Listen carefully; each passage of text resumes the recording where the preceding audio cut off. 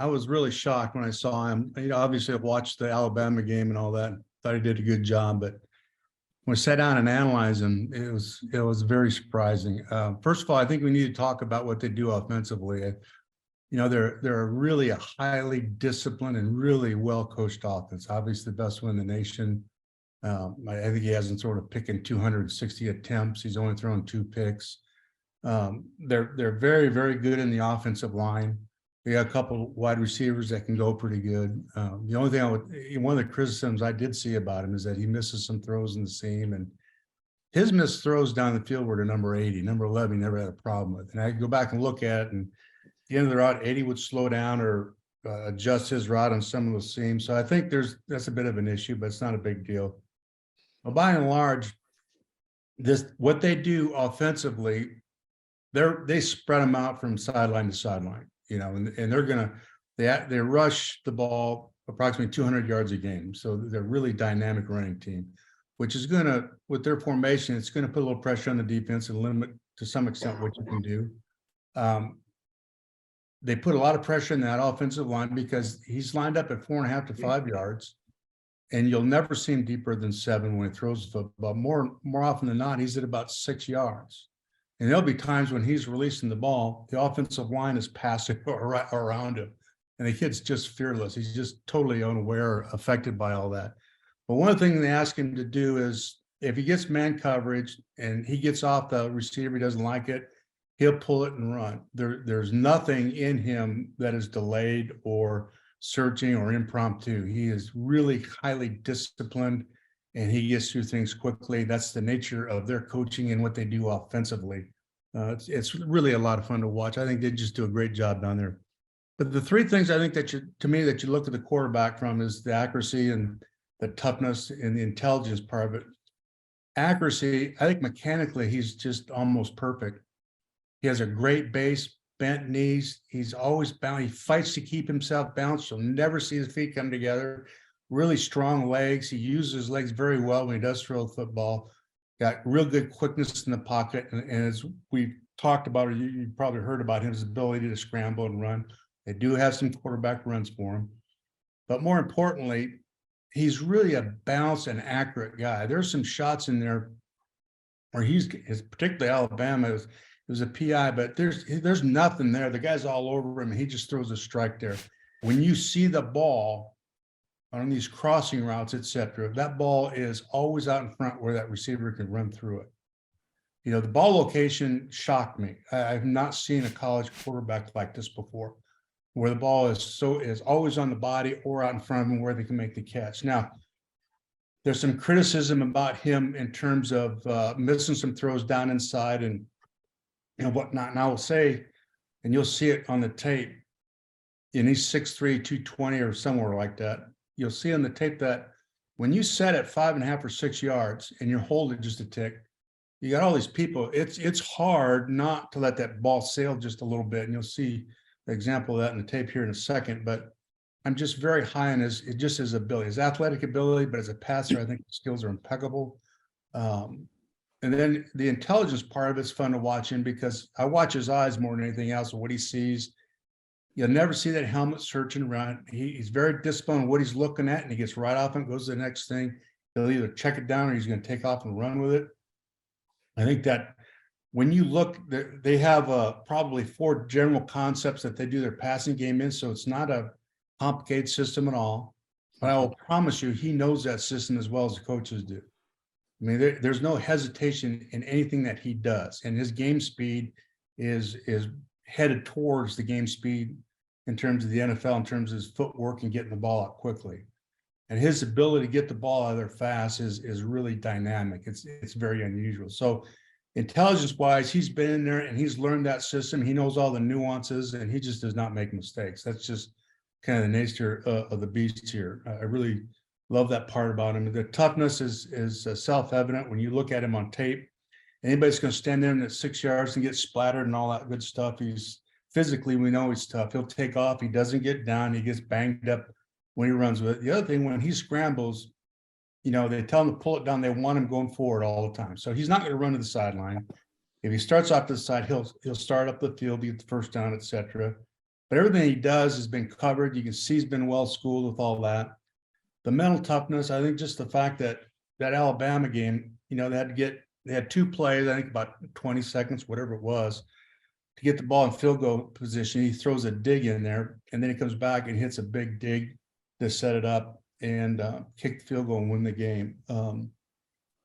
I think, I've read this too because I was curious about some of the evaluations of him about half field read and all that stuff. I don't know what a full, I've never coached a quarterback come back and I'm probably wrong here, but to come back and look at everybody and try and find somebody that's open. I don't know how you do that, but he recognizes coverages and he'll go away from the safety or whatever he's supposed to do. He sees the coverages, you can see him recognize it, and he doesn't have to stare a guy down to figure it out. He has that soft focus where he sees and reacts very, very quickly. He's a quick twitch mental guy. To me, there's not much not to like about this guy, really. I didn't know anything about him. I was shocked. I'm very high on him, obviously, and maybe we can take a look at some of these plays here. Press up there on top, the possibility of pressure. It's 4-2 look. So he's got that safety down the slot weak in the boundary. If there's pressure, obviously coaches will tell you, take the easier throws into the boundary, the shorter throws, etc. So he's going to come out. And the other thing about everything that's not third down, there's a big play fake with it. And not just a token fake, his eyes come down, which is very difficult to do. Right. And then he'll come back up. He'll look, you'll see him. He'll look up to the top there. He'll recognize his safety. He wants to get the 9 stop up there to that receiver. It's press. He sees the safety in the slot. And then he comes back. He switches his feet and he'll nail the crosser in rhythm. Go ahead and let it roll there. Comes out. He knows what he's getting. Comes out, sets himself, comes back over and puts it in a position where he can, run after the catch.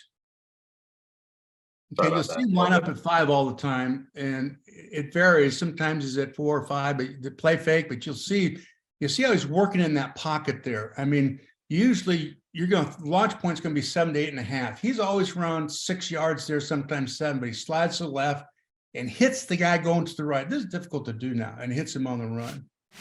And then this is one of those pressure deals. You got 4-2 look. He's going to get blitzed here, so he's going to go into the boundary with it. He's got a switch release up there at top.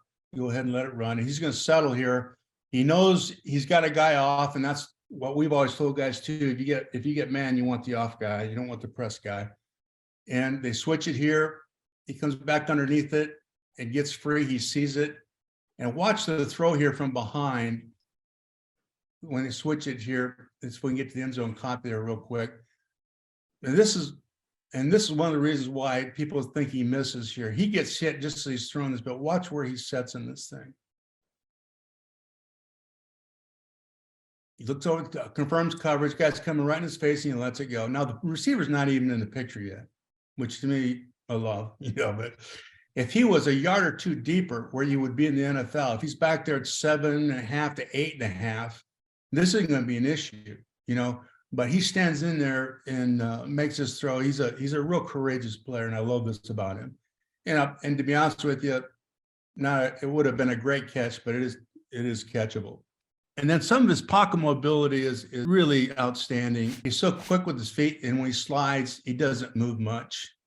He'll just pull. He's committed to the throw.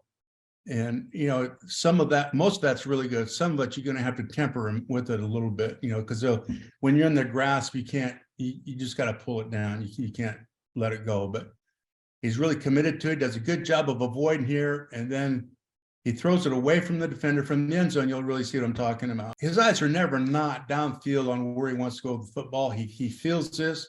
He's real quick to slide and move with it. He, by the way, he does check the protections based on pressure and the alignment of the backers. He slides. Now, this throw is very difficult, and quarterbacks on the call will attest to that. Going to your left like this and the snapping and hitting him away from the defender, I think it's just a hell of a play by this guy. Looks kind of mundane, but it's not. That to me, that's a big time play. He gets a little pressure coming off the edge here somewhere in the back. I think we'll go to pick him up. He just sits right in there, and he flicks us out. He couldn't use his legs, a little shallow with the throw. You guys probably remember this. Probably was pass interference, but I have no problem trying to make this throw. It's just the problem with this is he gets picked up. As he steps up, he's only about 4.5 yards deep. So he's always in bodies there. And it doesn't seem to bother him, which to me is a really, really, really, really big deal. He's oblivious to this. And the guy that courageous, willing to make those throws, I'm all about that. He's got that 5 deep shell here, but he's going to look weak here to the bottom of the picture. That safety is going to cloud. He's going to snap it over because he knows he's got a quarter look over to the other side, and he's going to hit the seam going down there. And he hits it just the timing of it. He sees the safety. He knows he doesn't have the hook or that 9 stop. He just hits him in stride. He has a tendency to bend his seams a little bit and the 9s, but that's all right. He just has such a great feel for, throwing the football, when to gun it and when not to gun it. And I will tell you, mechanically, this is exceptional. His legs, his shoulder gets up, everything's quick. Where he's holding the ball, the quickness of the release, I think it's top notch. So there's not another choice here. So like he did on the other play, he doesn't have a 2 on this thing. So, they kind of fool him a little bit. I think he's got 2-man look down here at the bottom, and he just takes off with it. So he didn't vacillate. He was a little confused with what's going on. He said, heck with it, I'm gone. He doesn't hesitate on anything. He's very well schooled. He knows what he's doing. He knows this offense inside and out. He's obviously put a lot of time in it. He's obviously a smart guy. They do have some check downs, and he will get to him. But see that they've been switching off a lot of things here, and he sees the switch. Slot's got the wheel route, so he's going to go outside on the wheel route, and he bends him just a tick. I think the receiver widened a little bit more than what he was expecting when he released the ball, but he comes back in, drops it in the bucket there. He comes out, he's going to come down here to the bottom. You got another switch release in this thing. They wore these guys out with this release, but he sees the safety go over the top and go towards the field there, and he knows this guy right there. Yeah, he sees that. He sees him right there. You can see him. He knows if he's going to get the seam, he's got to put a firm ball on. You can't lay this thing out there, and that's exactly what he does. He puts a good firm ball, not a shot, but a good firm ball there so that the safety can't get to it. I just like his processing and how he does things more than anything else. He got this 5 deep shell. Somebody's going to drop down and run support, which they have to because their running game is really dynamic. Now he's going to switch his feet and make a real strong play fake to that back. Switch his feet around and throw a strike to number 2 receiver here in the slot in the bottom. And he's going to stick it right on him. And watch this. Well, when we see it from the end zone, I want you to watch the quickness of his throw. Go ahead, let this go. Snaps his feet, snaps it around. I mean, that ball's got to get in there quick. Now just watch how fast this ball comes off his hand.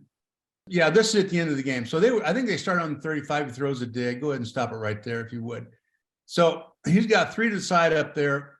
He got a safety up there that he's going to try and move. He's got a guy going to the seam, and he's going to try and give this guy a chance. And by doing that, he's holding the safety. You can see him holding the safety. It looks like he wants to get, because he starts to throw it to him, and then he feels that safety. He comes back and he nails this dig in stride. Now, this is an NFL throw here. Now, go ahead. He's only about 7 yards deep there. And he makes that throw. Guy does a good job with the route. He just sticks it right on him. And that's to win the game, buddy.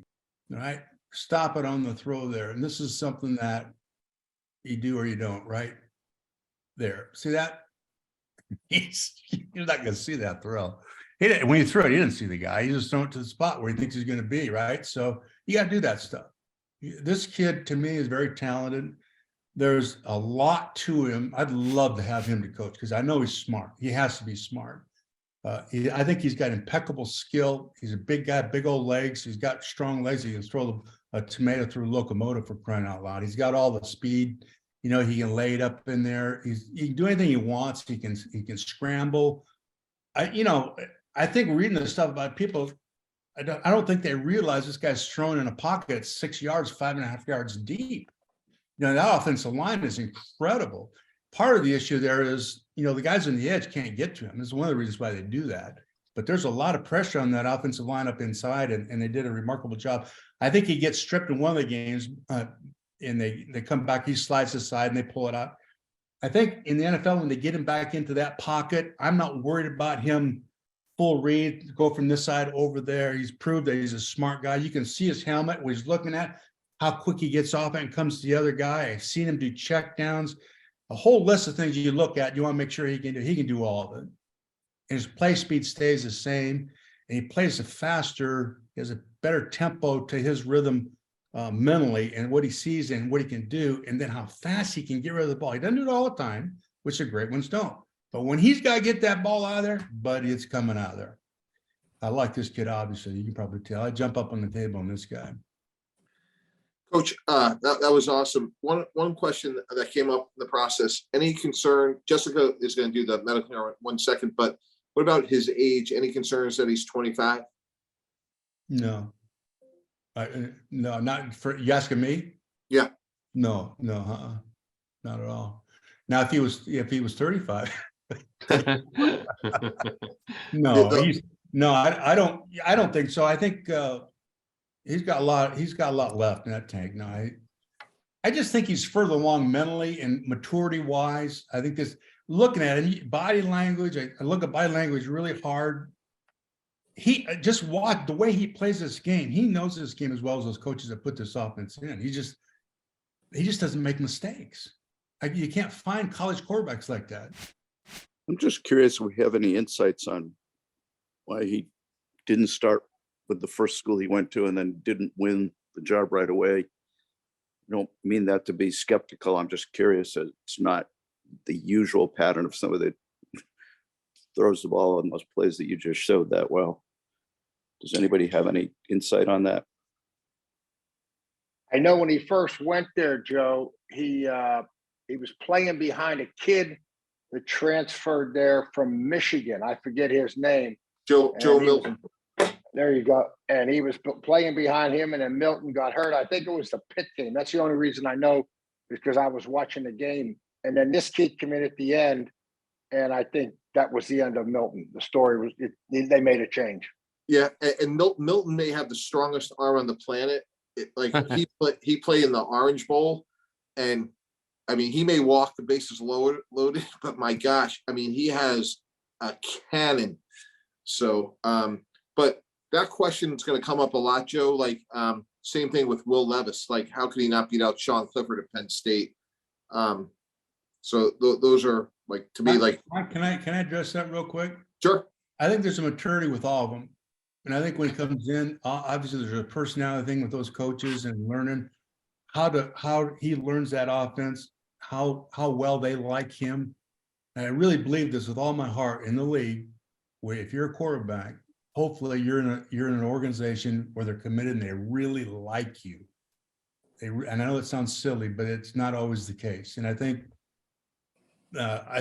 perhaps his learning curve was probably a little bit different. Once he got it, he's got it, kind of a thing. But I think there's two different things there. You know, obviously on the other side of it, they got to be committed to him as well.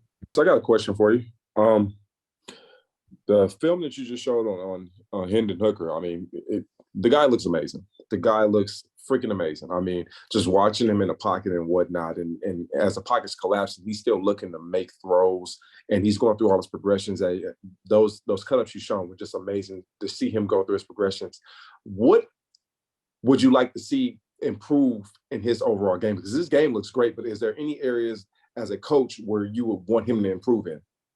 Yeah, that's a great question. I think the thing you have to be careful about with him is he knows what he knows. You know what I mean? They're not a complicated pass game whatsoever. So it's a real good question. What he'll be asked to do in the league is see a coverage, and he's done this. You can see that on tape, where identify a coverage and then pick a side where he's got to start his read and go through a 1-2 check down kind of a deal. And really, that's all the passing game is. The thing about read progressions going from 1 through 4 and all that stuff, it really doesn't exist. What it is you go 1 to 2 check down, and by then you're on the run and you're scanning, trying to find somebody that's open. So it's funny when you hear guys on TV say, well, he got his 4th or 5th choice. No, he was running for his life and found it was what happened, you know. But I think that would be the biggest thing is he sees a lot of man. They see a lot of brackets. They get a lot of defined coverage with the safety coming down the play fake. So everything's really well defined for him. And when you get into an NFL offense where there's a lot of different zones, and he's got hit windows, it's not really something like even that crossing route, it's easy. There's nothing underneath it. But when you got to get the ball into a zone in a tight hole, he's certainly capable of it. And he certainly has great anticipation. I'm going to assume that he can. I'd rather believe that. Maybe he can't. But I think that that's the biggest issue would be adjusting to defenses that he just doesn't see because of who they are. Okay. Thanks, Mike. That was awesome. Jessica? So I guess I have to talk about the biggest weakness or the biggest issue with Hendon Hooker, and that is obviously the ACL tear. He has a lead leg, or he had a lead leg ACL tear in November, had surgery a few weeks later. And then he's actually, he was at the combine. I think he was about 3 months post-op at that point, and he was talking about how he was on crutches for 6 weeks. So that's not typical for just a standard ACL reconstruction. It's a sign that there was likely some other cartilage injury, like a meniscus tear that had to be repaired, or articular cartilage injury. The thing he has going for him, and the reason that I'm really not too concerned about this injury, is exactly what Coach Martz just talked about. I think that really solid footwork, being able to throw off of, really solid 2 feet, and continuing to work on that, I think is going to serve him well when he's trying to not just make the jump to the NFL, but now also kind of get used to the new normal knee. We tend to see these guys return. It could be 9+ months, depending on position, but generally they don't return to their prior form until about 18 months. So for him, teams have to look at him as an investment. His rookie year is going to be very, very limited. It'll be a time for learning. It'll be a time for getting used to that knee. But I just don't see him being able to play. And then finally, I have heard, well, he has this injury and he's 25 years old. And I'm like, yeah, exactly. He's 25 years old. We don't really care about the age. It's really the age of the knee. It's the mileage on the knee, the previous injuries to that knee. And I haven't seen any major injuries to that knee in the past. So he should have a, uncomplicated recovery. He could be ready to go for the start of the season, barring something unforeseen. Yeah. So again, I think 9 months will be the start of the season. I think that's tight. I think that's really tight for this kind of an injury, right? If I'm doing the math correctly, he could be ready to go, but I really do not expect him to have a full rookie season. I think this is someone that's going to be worked in, and I just don't think the risk is worth it. Honestly, if you have a spectacular player, I think pushing him for week 1 would be a mistake, unless for some reason his tissue just heals faster than the average guy. Jess, is it correct to say that he would be a rookie and miss training camp, at least in terms of participation on the field in any case? Yeah, I think in March, where we are right now, he was just about to start throwing from a standing position. So yeah, I think he'll be limited. I know if this was college, if this was Alabama and this was college, he'd be playing, by May, June. But I just think in the NFL, this guy's going to take a little bit more time.